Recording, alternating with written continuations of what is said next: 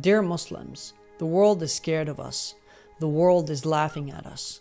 The world is worried about us. And there are legitimate reasons for their worry that we cannot just deny. It is time to flush the word Islamophobia down the toilet and start looking in the mirror and ask ourselves, how did we get here? How come the biggest and most dangerous thriving terrorist organization in the world are Muslim? How come terrorists successfully use Islam to mobilize more terrorists? What is the problem with our leaders, our books, our imams, and our religion? Why do we keep repeating these Stone Age traditions that have failed us and continue to fail us? The world has left us behind. The kuffar that our imams and books tell us to hate have traveled to the future, while we're still stuck in the Middle Ages, reading stories about Muhammad and his flying horse. You're watching this on your phone or your computer or tablet, created by these kuffars. The same kuffar that we hate so much have created most of the medicines that we use today. Medicine that our religion's crystal ball failed to bring about. The kuffar have moved forward and traveled into space. Meanwhile, we're stuck on earth in the Middle Ages, going to our poisonous mosques every Friday, reciting the same chapters and the same stories of Prophet Muhammad. Why haven't all of these books and teachings led us to science and technology and medicine? We're stuck debating